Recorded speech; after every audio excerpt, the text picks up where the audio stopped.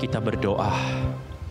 Kami bersyukur Tuhan bahwa kami memiliki Tuhan yang tetap setia, yang Tuhan selalu baik dalam hidup kami, Tuhan yang peduli dan bahkan menjangkau kami, mencari kami yang terhilang.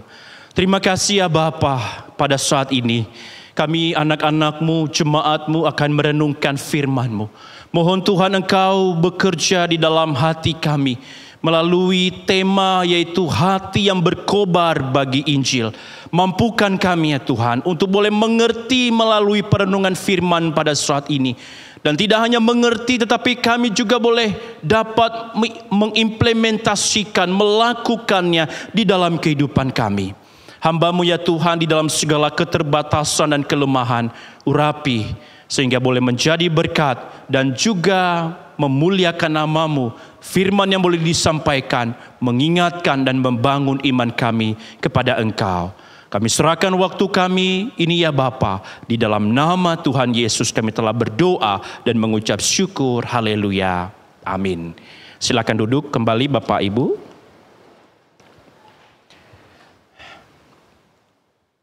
Sebelumnya saya mau menyapa kita sekalian. Shalom. Suaranya masih belum terlalu semangat ya, belum membara ya, seperti kalimat berkobar begitu ya. Sekali lagi, Shalom. Ada sukacita? Ada sukacita? Amin ya. Berikan senyum kepada teman-teman atau jemaat kiri kanan kita bahwa kita berkobar untuk apa? Memberitakan sukacita tentang Yesus Kristus. Bapak Ibu jemaat, bagaimana kabarnya juga hari ini? Baik ya, sehat di dalam lindungan dan pemeliharaan Tuhan. Puji Tuhan. Bapak Ibu, tema kita pada saat ini yaitu hati yang berkobar bagi Injil. Ya, hati yang berkobar artinya hati yang penuh semangat, penuh gairah untuk menyaksikan Injil, memberitakan Injil bagi orang-orang di luar sana. Untuk mendasari perenungan kita, Bapak Ibu, mari kita membuka Alkitab kita, mau baik Alkitab dalam Android atau gadget kita maupun Alkitab fisik. Dari Lukas pasal 24 ayat 13 sampai 35. Injil Lukas pasal 24 ayat 13 sampai 35. Silakan membukanya. Injil Lukas pasal 24 ayat 13 sampai 35. Kalau sudah menemukannya Bapak Ibu juga dapat menyaksikannya di layar videotron kita. Saya membacakan ayat yang 13, Bapak Ibu Saudara membaca ayat ke-14, kita bergantian sampai dengan ayat yang ke-35. Di bawah judul perikop, LAI memberikan judul perikopnya, Yesus menampakkan diri di jalan ke Emmaus. Ayat ke-13.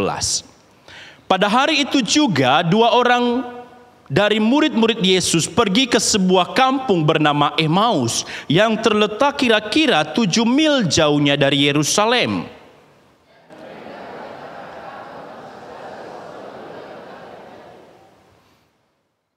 Ketika mereka sedang bercakap-cakap dan bertukar pikiran, datanglah Yesus sendiri mendekati mereka lalu berjalan bersama-sama dengan mereka.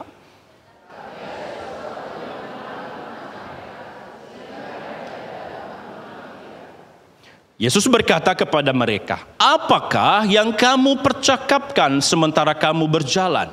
Maka berhentilah mereka dengan muka muram.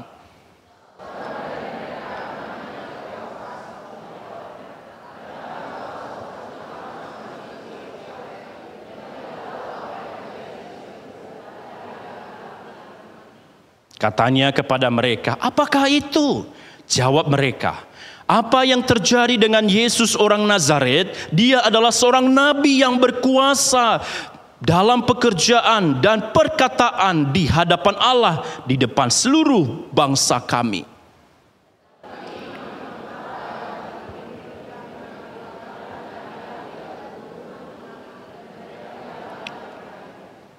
Padahal kami dahulu mengharapkan bahwa Dialah yang datang untuk membebaskan bangsa Israel.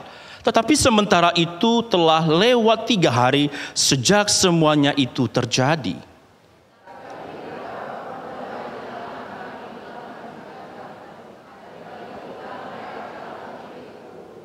Dan tidak menemukan mayatnya. Lalu mereka datang dengan berita bahwa telah kelihatan kepada mereka malaikat-malaikat yang mengatakan bahwa ia hidup.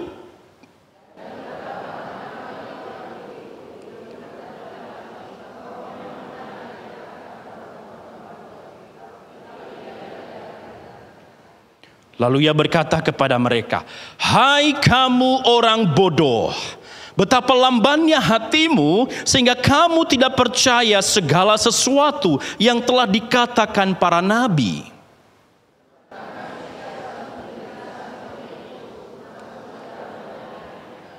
Lalu ia menjelaskan kepada mereka apa yang tertulis tentang Dia dalam seluruh kitab suci, mulai dari kitab-kitab Musa dan segala kitab nabi-nabi.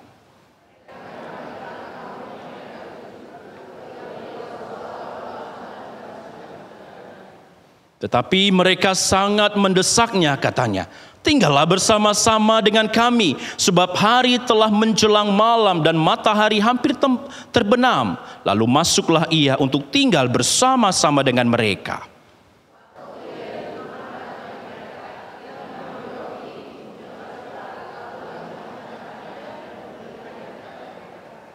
Ketika itu terbukalah mata mereka dan mereka pun mengenal Dia, tetapi ia lenyap dari tengah-tengah mereka.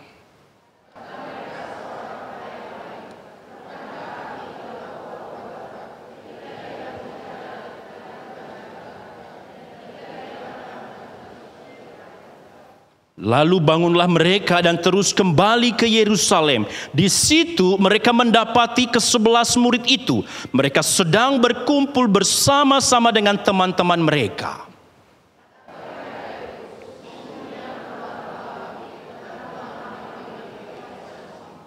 Lalu kedua orang itu pun menceritakan apa yang terjadi di tengah jalan dan bagaimana mereka mengenal Dia pada waktu ia memecah-mecahkan roti. Berbahagialah kita yang boleh membaca firman Tuhan, terlebih melakukannya dalam kehidupan kita Bapak Ibu, sehingga melalui firman Tuhan boleh kita dikuatkan olehnya. Bapak Ibu, tema kita yang seperti yang saya sampaikan adalah hati yang berkobar bagi Injil. Nah, Bapak Ibu, berbicara hati yang berkobar bagi Injil adalah satu tindakan, satu kondisi di mana seseorang yang begitu antusias, yang begitu semangat, yang begitu berkobar-kobar, yang begitu bergairah untuk apa? Menyaksikan, memberitakan, menceritakan Injil itu bagi orang yang belum mengenal Kristus ataupun yang sudah mengenal Kristus ataupun yang sudah percaya tetapi imannya masih suam-suam gugur. Sehingga hati yang berkobar-kobar adalah hati yang membara, hati yang penuh semangat. Meskipun ada tantangan, meskipun ada rintangan, meskipun ada persoalan, bahkan penolakan sekalipun, hatinya tetap semangat. Hatinya tetap bersukaria untuk menyampaikan berita Injil. Tetapi saudara, kita tahu bahwa untuk hari-hari ini, apalagi di dalam dunia modern saat ini Bapak Ibu, kita diperhadapkan dengan berbagai banyak tugas dan tanggung jawab. Seperti gambar berikut, ada target, ada tanggung jawab, ada tugas, ada hal yang mesti kita lakukan. Sehingga kita sebagai orang percaya mungkin sudah lama mengikut Tuhan, sudah lama menjadi pengikut Kristus, tetapi tidak jarang ada banyak anak-anak Tuhan yang sudah percaya, hati mereka mulai padam. Hati mereka mulai dingin untuk apa? Untuk berbagian dalam memberitakan Injil. Baik bagi orang yang belum percaya maupun kepada komunitas atau keluarga yang telah percaya, tetapi imannya masih suam-suam kuku, masih belum begitu bertumbuh. Sehingga saudara, tidak jarang dalam kehidupan yang sangat melelahkan ini, kita pulang kerja, kita pulang dari sekolah, kita pulang dari usaha atau tempat toko kita, betapa melelahkannya, dan tidak jarang membuat kita semakin padam. Api semangat kita semakin padam. Untuk apa? Untuk memberitakan Injil. Kita mengalami kedinginan rohani, kebekuan rohani, kelesuan. Kita memang mengatakan bahwa kita adalah orang percaya, tetapi bicara tentang memberitakan Injil itu tugasnya misionaris, itu tugasnya pendeta, itu tugasnya cuantau. Sehingga tidak jarang kita menjadi enggan, kita menjadi dingin, dan kita mengatakan, saya terlalu sibuk, saya sudah terlalu banyak jadwal, untuk saya ada hal yang saya harus lakukan. Sehingga kita melupakan tugas amanat agung yang Yesus katakan, pergilah dan beritakan Injil. Sehingga itulah yang kita rasakan di era modern ini, di tengah-tengah berbagai kesibukan dan zaman yang semakin maju. Bapak, Ibu, dan saudara yang dikasihi oleh Tuhan, berbicara tentang kelelahan, kecapean, dan juga kepenatan, hal yang serupa dialami oleh kedua murid ini, yaitu kedua murid Yesus yang sedang berjalan menuju ke Emmaus. Alkitab BIMK itu mencatat sekitar 11 km dari Yerusalem ke Emmaus, atau 7 mil di dalam Alkitab TB. Sehingga saudara, di dalam perjalanan itu, Alkitab tadi mencatat atau menyaksikan bagi kita, kedua murid itu mengalami hati yang muram. Yesus berkata kepada mereka, apa yang sedang kamu percakapkan? Tiba-tiba mereka hatinya muram. Muram, Bapak Ibu, di dalam bahasa aslinya itu memakai frasa atau kalimat skutropoi. Artinya, kedua murid itu sedang mengalami kondisi emosional, kondisi kekecewaan, kondisi yang penuh putus asa, kondisi yang penuh kehilangan gairah, kehilangan semangat, kehilangan harapan. Karena kenapa? Guru yang mereka sembah, guru yang mereka agungkan, yaitu Yesus, telah tiada. Sekarang mereka mengalami kehampaan, mereka mengalami kesepian, mereka mengalami kekecewaan yang begitu mendalam. Oleh karena kenapa? Ada kondisi guru mereka yang mereka sembah sudah tidak ada lagi. Sekalipun Bapak Ibu, kedua murid ini telah mendengarkan berita tentang kebangkitan Yesus. Sekalipun kedua murid ini telah mendengar berita tentang Yesus yang bangkit dari kubur, dari perempuan-perempuan, tadi ada di dalam Alkitab. Dan bahkan Alkitab itu menyaksikan, malaikat itu mengatakan bahwa dia hidup. Tetapi sekalipun kedua murid ini telah mendengarkan berita atau informasi bahwa Yesus telah bangkit, hal itu tidak membuat mereka langsung menjadi percaya. Hal itu tidak membuat mereka langsung bergairah, tetapi mereka malahan menjadi padam, menjadi suram, menjadi muram di dalam kehidupannya. Bahkan mereka mengalami kekecewaan, putus harapan. Alkitab juga mencatat ada sesuatu yang menghalangi mata mereka. Mereka tidak mampu melihat ada pengharapan di sana. Saudara, mengapa para murid bisa mengalami kekecewaan yang begitu mendalam? Rupa-rupanya Bapak Ibu, kalau kita meneliti di dalam pembacaan kita, kedua murid itu berkata, padahal kami dahulu mengharapkan bahwa dialah yang akan datang membebaskan kami bangsa Israel. Artinya bahwa kedua murid ini memiliki satu harapan, cita-cita kepada Yesus, guru yang agung itu. Mereka mengharapkan bahwa ia nanti bisa membebaskan dari penjajahan Romawi, memberikan keamanan bagi bangsa Israel. Tetapi semuanya itu tidak terwujud. Sehingga yang mereka harapkan bukan mengarahkan kepada rencana kekal Allah, tetapi mereka hanya ingin memuaskan kepentingan mereka. Mereka berkata, padahal kami dulu mengharapkan bahwa dialah yang akan datang untuk membebaskan kami bangsa Israel. Ada satu harapan. Bukan menurut rencana kekal Allah di dalam hal karya keselamatan dan penebusannya. Tetapi kedua murid itu lebih fokus kepada kepentingan pribadinya, kepentingan bangsanya, kepentingan umat bangsa Israel. Mereka berpikir bahwa Yesus dapat menyelamatkan mereka dari penjajahan bangsa Romawi. Tetapi saudara, Yesus bukan mau memuaskan keinginan para murid. Tetapi Yesus mau menggenapi rencana kekal Allah bahwa ia akan mati dan pada hari yang ketiga ia akan bangkit. Yesus mau membebaskan umat manusia dari satu permasalahan, yaitu dosa, yang tidak mampu manusia selesaikan dengan cara apapun kecuali hanya melalui penyaliban Yesus Kristus yang menebus hidup kita. Saudaraku yang dikasihi oleh Tuhan, hati para murid-murid itu sedih, kecewa, putus asa karena harapan mereka, cita-cita mereka tidak tergapai. Tetapi Bapak Ibu, kalau kita melihat akhir daripada cerita ini, kedua murid ini menjadi sukacita, menjadi berkobar-kobar. Oleh karena kenapa? Ada satu gerakan yang Tuhan berikan di dalam hati mereka. Bapak Ibu, apa yang menjadi dorongan daripada murid-murid sehingga kedua murid ini menjadi aktif, menjadi berkobar-kobar untuk apa? Untuk memberitakan Injil. Di tengah-tengah secara manusiawi mereka capek, mereka mungkin kecewa, mereka mungkin sedih karena guru mereka sudah tiada. Lalu di ending daripada cerita ini, ayat ini, mereka mengalami kobar, semangat dan gairah yang betapa luar biasanya untuk menyaksikan Injil.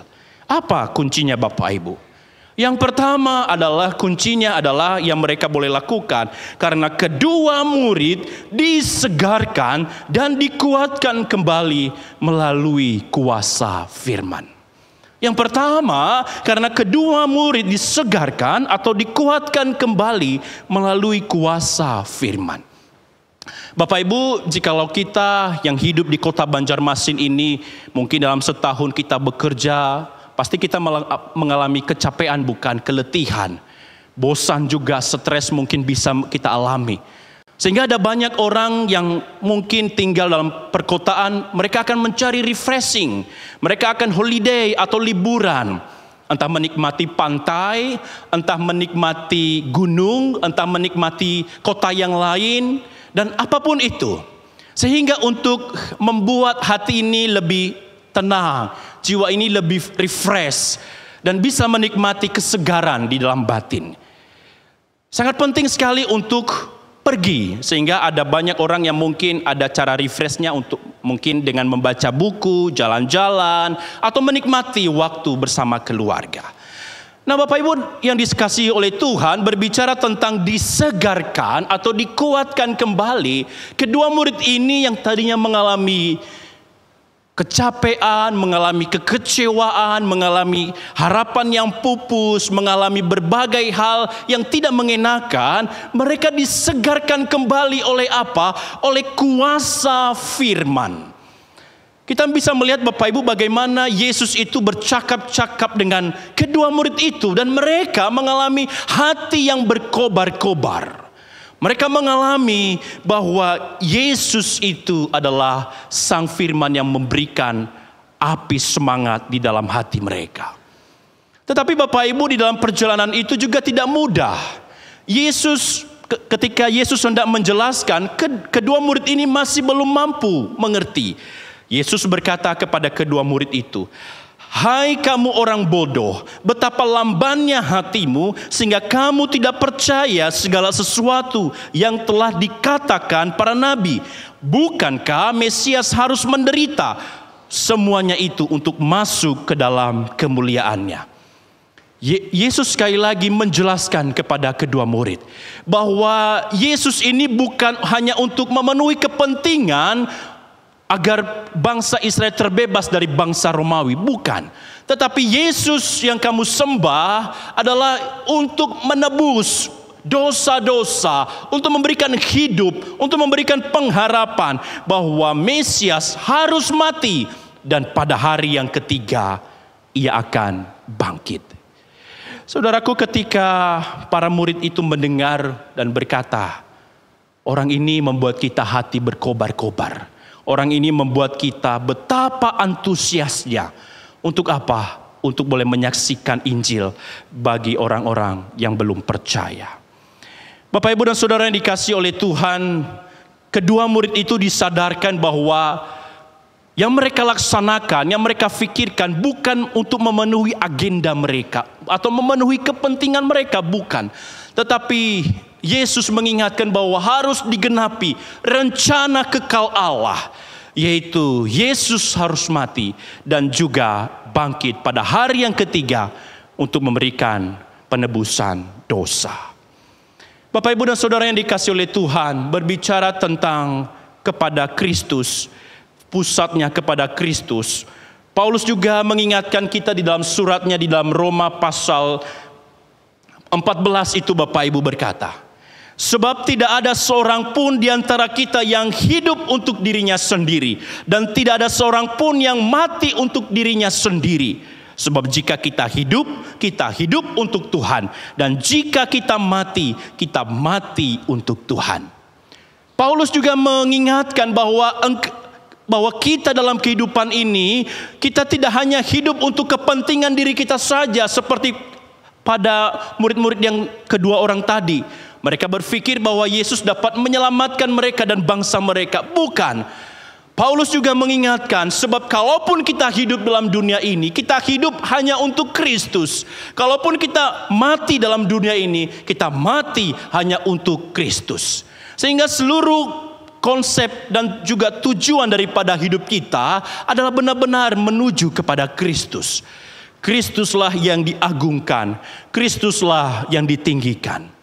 Sehingga kedua murid itu flashback dan juga diingatkan kembali bahwa mereka menjalankan apa yang salah, tapi sekarang diingatkan melalui firman yang telah di mana mereka telah disadarkan.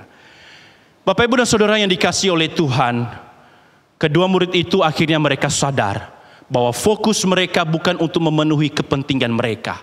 Fokus mereka adalah untuk memberitakan Injil dan menyaksikannya. Dan mereka dikuatkan melalui firman yang mereka nikmati. Bapak, Ibu, dan Saudara yang dikasihi oleh Tuhan, pastinya kita memiliki handphone, bukan ya? Ada HP. Dan ketika baterai handphone kita habis, pasti kita akan cepat-cepat mencari colokan listrik, bukan? Untuk apa? Untuk handphone kita ini memiliki daya atau baterai. Sehingga ketika handphone itu penuh lagi baterainya, kita dapat menggunakan. Bapak, Ibu, dalam kehidupan kita, diri kita ini juga bisa kadang-kadang lemah. Kita mungkin bisa kehabisan tenaga, kita mungkin bisa kelelahan, kita mungkin bisa capek, kita mungkin bisa bosan. Tetapi untuk mendorong dan membakar hati kita, tidak lain dan tidak bukan, kita melekat kepada Sang Firman. Kita menikmati firman, kita membaca firman yang boleh memberikan kepada kita inspirasi dan kekuatan. Tetapi Bapak, Ibu, bukan hanya sekedar membaca, ya baca satu pasal atau ayat, tidak. Tetapi mari kita membacanya dengan kita meresapi, kita membacanya dengan sungguh-sungguh, kita membaca yang menghayati, kita mau mengerti rencana kekal Allah ini seperti apa. Yaitu untuk menjangkau, mendoakan mereka yang belum percaya. Sehingga ada kobaran api semangat di dalam hati kita. Sehingga kita boleh bergairah, antusias untuk memberitakan Injil. Dan sembari belajar daripada isi firman. Dan kita memiliki pondasi iman yang kokoh di dalam Yesus Kristus. Bapak, Ibu, dan Saudara yang dikasihi oleh Tuhan, kita mungkin sudah lama menjadi pengikut Yesus. Kita mungkin sudah lama percaya, kita mungkin sudah lama bergereja. Tetapi jangan biarkan Bapak, Ibu, ketika kita di dalam kesibukan, di dalam pekerjaan, kerohanian kita menjadi padam, hati kita menjadi padam untuk menyaksikan Injil. Jangan sampai hati kita menjadi lesu untuk apa? Untuk memberitakan Injil. Kita perlu, dan itu adalah tugas yang utama. Yesus mengatakan, pergilah Jadikanlah semua bangsa muridku dan baptislah mereka dalam nama Allah Bapa, Putra, dan Roh Kudus. Saudara, kita bisa saja capek dalam hidup ini. Tapi yang memberikan dorongan, kekuatan adalah Sang Firman. Ketika kita membaca firman dan kita resapi, hayati di dalam hati kita. Yang kedua Bapak Ibu, apa yang kita bisa pelajari dari bagian ini? Apa kunci daripada kedua murid itu sehingga mereka itu mengalami antusias, mengalami gairah, mengalami hati yang berkobar-kobar? Apa kuncinya yang kedua? Yang kedua adalah karena kedua murid itu menghidupi Yesus dan senantiasa mengalami perjumpaan secara pribadi dengannya. Karena kedua murid itu menghidupi Yesus dan senantiasa mengalami perjumpaan secara pribadi dengannya. Bapak Ibu dan Saudara yang dikasihi oleh Tuhan, berbicara tentang perjumpaan atau menghidupi pastinya harus ada relasi dengan seseorang. Tetapi jikalau kita menjalin relasi entah itu dalam pasangan ataupun dalam komunitas, tetapi di dalam menjalani relasi itu mungkin cuek, hambar, tidak ada tegur sapa, dan tidak ada hati yang peka, pasti tidak nyaman. Kita akan menjalani satu komunitas yang tidak peduli. Sehingga ketika kita mau mengalami dan juga merasakan perjumpaan dengan Yesus, harus ada relasi yang intim, harus ada relasi yang dibangun dengan Kristus. Itulah yang memberikan kepada kita sukacita, gairah, dan juga semangat di dalam diri ini. Bapak Ibu dan Saudara yang dikasihi oleh Tuhan, berbicara tentang mengalami Kristus dan menghidupi Yesus, mengalami perjumpaan bersama dengannya, kedua murid itu juga mengalami kobaran api semangat karena mereka mengalami Yesus. Buktinya apa?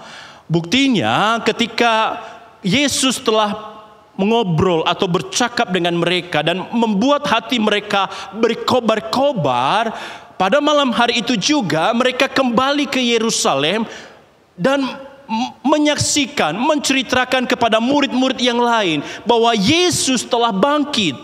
Bahwa Yesus benar-benar telah bangkit ketika berjalan bersama-sama dengan mereka ke Emmaus.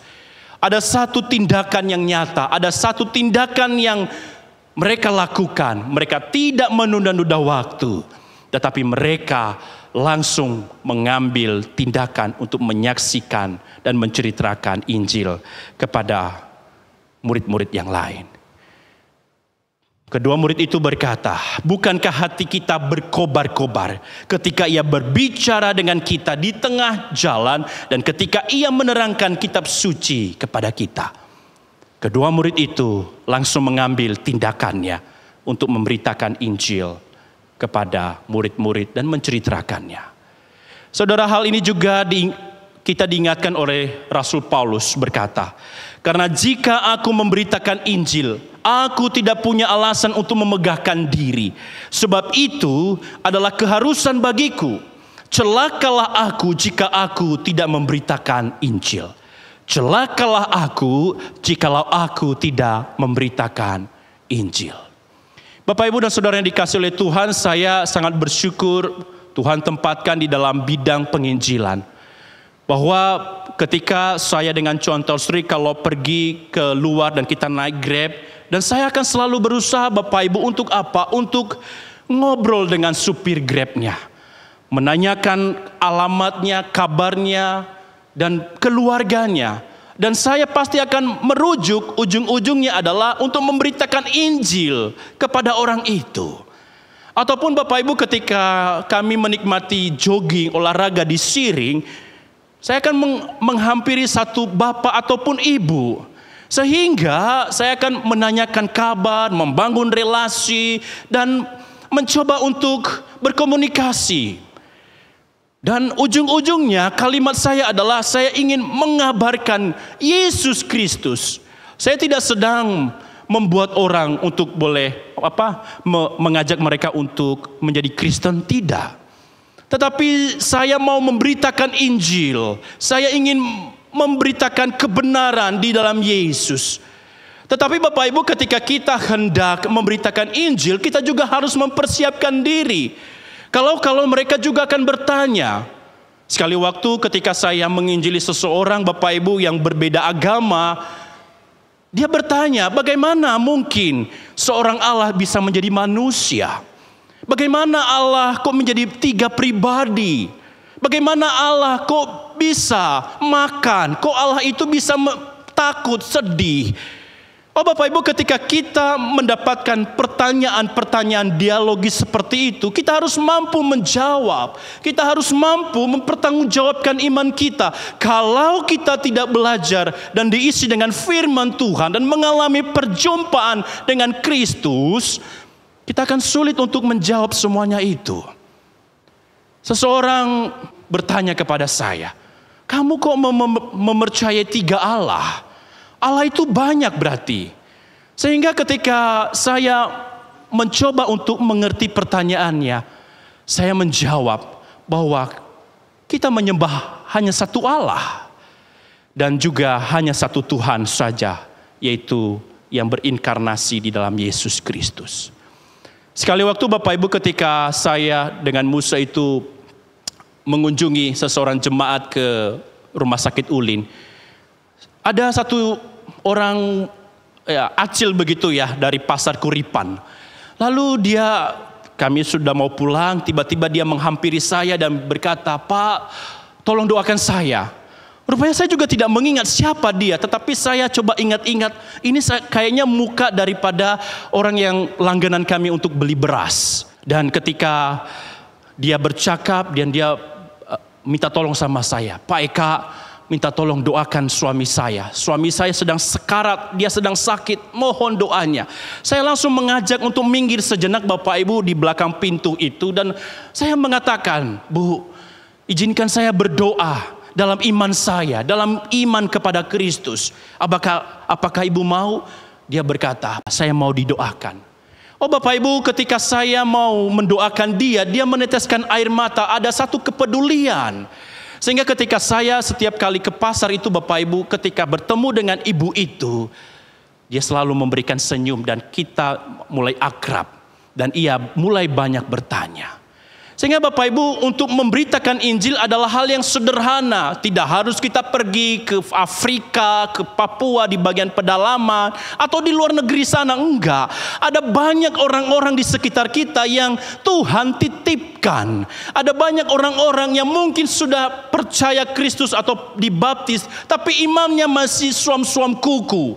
Kalau ditanya tentang Allah Tritunggal, jelaskan secara iman Kristen, ada banyak orang yang tidak mampu untuk menjelaskan tentang iman Kristen, misalnya tentang Allah Tritunggal. Kenapa Yesus harus menjadi manusia? Kenapa Yesus harus menderita? Kalau Allah Maha Kuasa, kenapa mesti ada juru selamat? Bukankah Allah Maha Kuasa, dosa itu bisa dihapuskan tanpa harus ada juru selamat? Ada banyak pertanyaan-pertanyaan seperti itu Bapak Ibu. Kalau kita tidak membekali diri, kalau kita tidak mengalami perjumpaan dengan Kristus, kalau kita tidak mempelajari firman dengan seksama, bagaimana mungkin kita dapat menjawab setiap pertanyaan seperti itu? Dan kita mesti mempertanggungjawabkan iman kita. Jikalau ada orang yang mempertanyakan tentang iman kita, sehingga kita dapat menjelaskan, ini loh iman saya, kamu salah persepsi. Saya menyembah hanya satu Tuhan di dalam Allah Tritunggal, di dalam 3 pribadi. Oh saudara, ada banyak anak-anak Tuhan yang belum mampu. Sehingga ketika kita hendak mau memberitakan Injil, kita mesti mempersiapkan diri sebaik-baiknya. Sebab ada banyak pertanyaan yang mereka akan ajukan. Akan ada banyak pertanyaan yang mereka berikan. Bagaimana kita bisa menjawab itu? Yaitu kita menikmati, membaca firman, dan juga memahami setiap kalimat-kalimat di dalam Alkitab, membekali diri, dan juga merasakan perjumpaan secara pribadi melalui kesaksian kehidupan kita, melalui bagaimana Tuhan menolong kita. Mungkin ada orang yang sakit, Tuhan tolong menjadi sembuh. Ada orang yang mungkin dulunya bangkrut, tapi Tuhan telah tolong, sudah pimpin dan juga kembali sukses Kita juga bisa menceritakan dengan kesaksian hidup ini. Dengan kata-kata kita. Kita bangun relasi dengan mereka. Saya bersyukur Bapak Ibu, saya memiliki punya tim di bidang penginjilan, orang-orang yang cukup kompak dan solid. Ketika ada satu jiwa, tim saya ini akan, ayo kita kunjungan. Dan ketika kami menginjili Bapak Ibu, bukan seperti menginjili barbar begitu, ataupun dengan sembarangan, tidak. Tapi kami menginjili dengan dialogis, ngobrol. Sehingga kita bisa bertukar pikiran dan ada banyak pertanyaan-pertanyaan yang mereka ajukan kepada kita di dalam terkait iman Kristen. Bagaimana kita dapat membekali semuanya itu? Kita mesti belajar dan mengalami perjumpaan dengan Yesus. Sehingga saudara, ada banyak orang-orang yang Tuhan titipkan di dalam lingkungan kita. Entah itu anak buah atau karyawan kita, entah itu keluarga kita yang sudah percaya tapi masih suam-suam kuku dalam iman Kristen, ataupun teman kita, saudara kita yang beda iman. Sehingga kita pun, kalaupun tidak memberitakan secara langsung, paling tidak kita bisa mendoakan mereka. Adakah pokok doa? Ketika saya telepon dengan tante saya di Depok sana. Tetapi saya mencoba untuk membangun relasi. Dan saya selalu menanyakan, apa pokok doa yang bisa didoakan, tante? Meskipun beda iman, tapi perhatian saya mau menunjukkan kasih Kristus, mendoakan meskipun jaraknya jauh. Tapi ada satu kepekaan. Saya tidak sedang untuk cepat-cepat jadi Kristen ataupun bagaimana. Tidak. Tapi saya sedang mengajak supaya ia mengalami Kristus di dalam hidupnya. Ketika saya memberitakan Injil Bapak Ibu kepada orang lain yang beda iman, saya tidak sedang membawa mereka, ayo cepat-cepat menjadi atau menganut iman Kristen. Tidak. Tapi saya mengatakan bahwa yang saya beritakan ini adalah tentang Kristus. Yang saya beritakan ini adalah tentang penebusan di dalam Kristus, di dalam pribadi yang sempurna itu. Sehingga ketika saya menginjili Bapak Ibu atau memberitakan Injil, ya tidak harus orang itu harus cepat-cepat menjadi orang percaya, tidak. Tapi saya berdoa kiranya Roh Kudus itu bekerja. Kiranya Tuhan memimpin dan menggelisahkan, menggerakkan hatinya sehingga ia boleh percaya kepada Kristus. Bapak Ibu, sekali lagi ada banyak orang-orang yang Tuhan percayakan. Ada banyak sekali, kalau kita tulis Bapak Ibu di lembaran kertas, ada banyak sekali. Dan mari Bapak Ibu kita ambil komitmen untuk mendoakan mereka satu demi satu setiap harinya. Kita mengingat ketika kita di kantor, kita tidak harus tutup mata, tapi dalam hati, Tuhan tolong jamah hati mereka, buka hati mereka sekali waktu agar mereka boleh percaya kepada Engkau. Bukan dengan kehendak kami, tapi dengan waktunya Tuhan. Sehingga Bapak Ibu, itulah hati yang berkobar-kobar bagi Injil.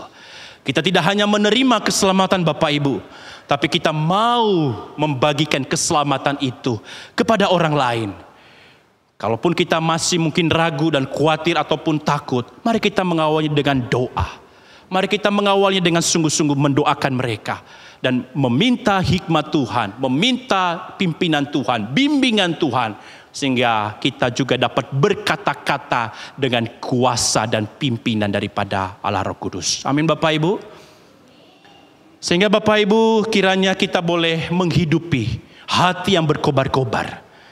Kita mengingat mereka yang belum percaya, kita mengingat mereka yang telah percaya tapi masih suam-suam kuku. Kita doakan agar jamahan kuasa Roh Kudus, pimpinan Tuhan nyata atas kehidupan kita. Dan kita meminta hikmat Tuhan, bijaksana Tuhan, kekuatan Tuhan.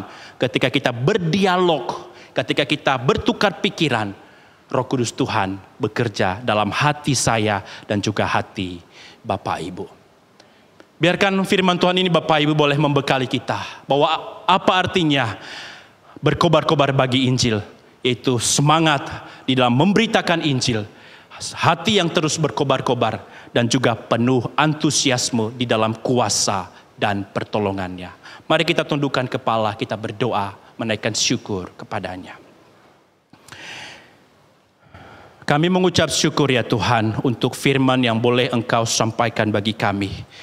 Satu tema yang sangat baik adalah hati yang berkobar-kobar bagi Injil. Kami tahu Tuhan, di tengah-tengah kecapean, di tengah-tengah tugas, di tengah-tengah pekerjaan kami bisa saja mengalami keletihan. Tapi kami mohon Tuhan agar Engkau membakar hati kami, agar Engkau mencurahkan Roh Kudus-Mu dalam hati kami, melihat bahwa ladang telah menguning. Berikan kami hikmat ya Tuhan, sehingga kami dapat berkata-kata dengan hikmat-Mu ketika kami bercakap dengan orang yang berbeda iman dengan kami. Kami dapat mempertanggungjawabkan iman kami di dalam Yesus Kristus. Mampukan kami ya Tuhan, jemaat-Mu, dengan kuasa Roh Kudus-Mu, bimbing mereka, agar mereka juga mengalami perjumpaan dengan Engkau hari lepas hari. Terima kasih ya Tuhan, berkati setiap kami di dalam kuasa-Mu ya Bapa. Dalam nama Tuhan Yesus kami telah berdoa dan mengucap syukur, haleluya, amin.